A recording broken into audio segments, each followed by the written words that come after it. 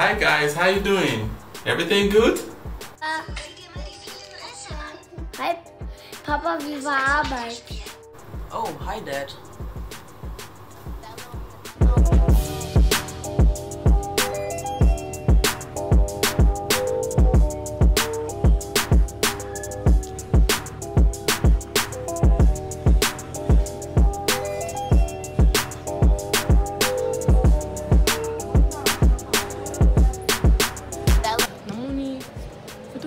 À Londres.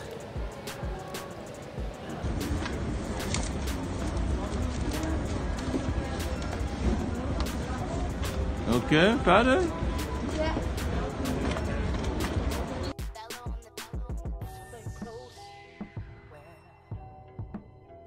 Bonjour les gars. Oui, bonjour. Ah ouais, on est venu coiffer les enfants. Hein. Ok.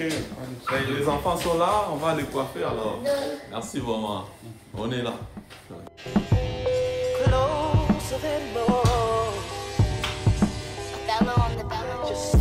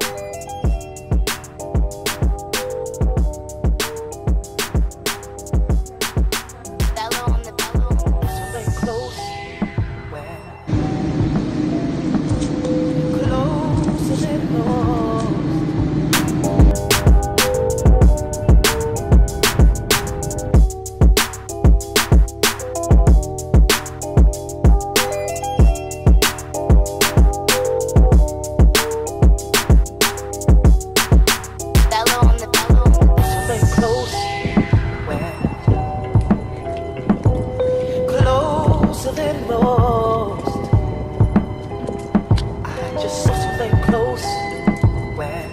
relaxer ta mwanda wabima baya tellement Londres wa mona ta moi Londres mwanda oui ça va bien.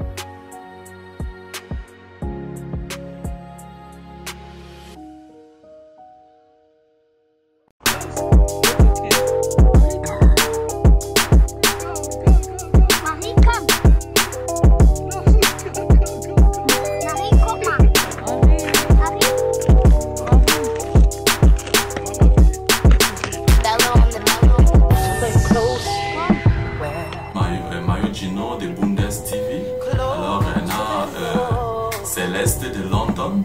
Alors, on a souhaité vraiment bonne chance pour ça, la bilo pendant pour ça la nègre surtout ça.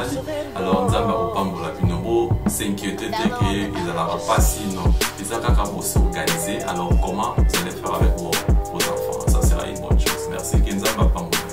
Ciao.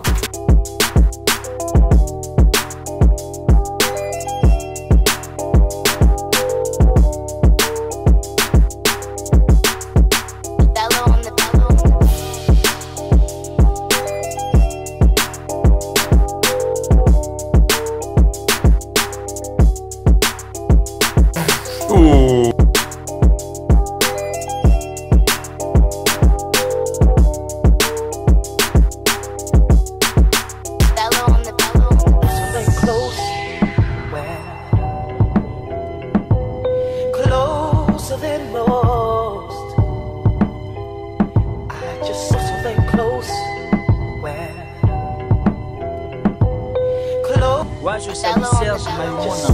Ah oui, Yassika, tolobaki te ekiteli bino na Germanie oyo babengi mboka ya Allemagne. Shop na bino ya kitoko pe ya makasi oyo ezotekela bino baproduit ya bana Afrika, balobi babiloko ya Afrika. Shop yango ya kitoko ebengami na kombo ya Julie Afro Shop RDC. Kuna okokuta biloko lokola pondu ya Afrique, ngai na kati ya sachet, dongo na kati ya sachet, pilipili ya rouge pe pilipili ya vert, biloko lokola bakwanga, fufu, masangu, nyonso ezalini. Toza na Thomson oyo tobengi la mer, toza na mbisi ya mai, toza na malwa, toza na mambanga, toza na nyonso etangami misuni ya Afrique ya RDC.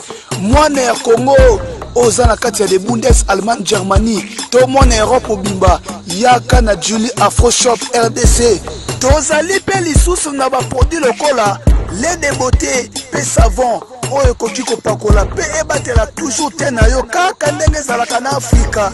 Tozali na baproduit ya kitoko mpona mibali pe na basi. Awi tozali pe na baplante oyo mwana mwasi okoki koplante pe odemi bonzenganga lokola Angelu akongenga. Awa na Julie Afro Shop RDC biloko nyonso ya kolia oyo oliaka na Afrique ezali. Bana Afrique boko se retrouver bino nyonso awa na Julie Afro Shop RDC. Hi guys, it's me again, your man, Mayo Gino, the Bundes TV, you know what I'm saying? So we got a new brand store right now, you know what I'm saying? So Julian Food, we got your Afro Shop here in LA in Victor now, you know what I'm saying? If you need to buy good food, then it's just a call Julia Food, you know what I'm saying? Afro Shop, Julia Shop, you know, you will be happy. You want to send money to Africa, just come to Julia Shop, you know what I'm saying? Everything is there, everything's a pimp, you know what I mean? Yeah, then don't forget about that. So you want to eat African food? Hi guys, it's me again, your man, Mayo Gino, the Bundes TV, you know what I'm saying? So we got a new brand store right now, you know what I'm saying? So Julian Food, we got your Afro Shop here in LA in Victor now, you know what I'm saying? If you need to buy good food, then it's just a call Julia Food, you know what I'm saying? Afro Shop, Julia Shop, you know, you will be happy. You want to send money to Africa, just come to Julia Shop, you know what I'm saying? So everything is there, everything's a pimp, you know what I mean? Yeah, then don't forget about that. So you want to eat African food, just call Julia Afro Shop, you know what I'm saying? Don't let you know Mayo Gino, the Bundes TV, you know what I'm saying? It's like Nai, Nakata Julia Afro Shop. So you will tell about the local Julie Azoko Teka. Yango wana éclaircir bino tolobi na anglais, alors bino moko comprendre. Ezala que Julie Afro Shop eza awa na kati ya Victor now, soko komika na Victor now, otuni mutu nyonso adresse tokotiela bino. Adresse toza nango, tokopesa bino adresse. Alors soko olingi bosomba biloko ya kitoko, bosomba bapumbwa, baogwesi, baokra, biloko nyonso. Alors bobenga Julie Afro Shop. Ngotina mbongo na kati ya babaken, ngotina mbongo na kati ya Afrique mobimba, alors boya na Julie Afro Shop. Vous allez décider. Alors on est ensemble, je sais que Dieu va vous bénir. Tu peux envoyer l'argent en Afrique. Julie Afro Shop. Merci, on est là. Pona likambo tali adresse pena numéro na biso yango wana eza affiché na ba écran na bino bobenga pe boluka adresse na biso na kati ya Allemagne yango to komi wana boko sepela to insiste mingi bana ya Afrika biloko na bino oyo botikaki na Afrique oyo bolelaki tokende kaka na Congo ngana kozonga nanga lisusu na Congo te po déjà na découvrir Julie Afro Shop RDC na kolia nyonso oyo na lingi ah oui tolobaki te Julie Afro Shop RDC yonde fin. Hi brother. Wie heißt du denn? Tobi, wo kommst du? Aus Reinickendorf. Oh man, amazing. So, wie hast du hier gefunden, Mann, bei Julie Shop? Ich habe hier um die Ecke gearbeitet. Achso, hier gearbeitet? Ja, also das um die Ecke da. Und was machst du denn hier? Was kaufen. Achso, was denn? Fufu. Fufu? Ja. Oh, Fufu. Guck mal, wir gucken Fufu. Fufu ist hier, guck mal. Germany, they eat Fufu, you see? Aye. You know what time it is? Time for Fufu. I told you, homeboy. Hi lady. Hello. Hey, how are you? I'm fine. So where you come from? I'm from Nigeria. Nigeria. What's your name? Edith. Edith. So, what are you doing here in Julia Afro Shop? I came here to buy something. All what I needed in Afro Shop for cooking, for my hair, including my mobile card, my fat card, as like Flexbus. They sell here. You can buy Flexbus card here for all over Europe.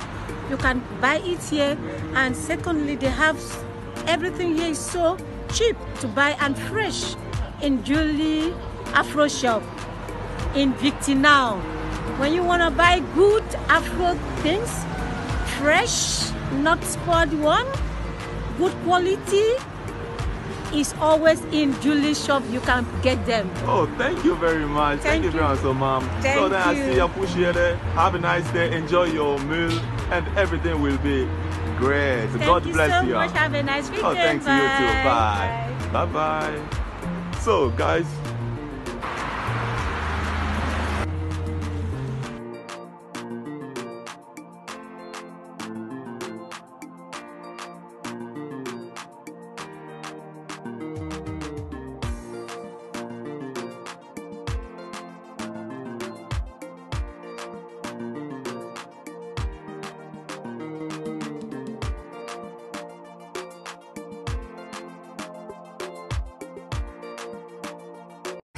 Et pas à Julie Afro Shop.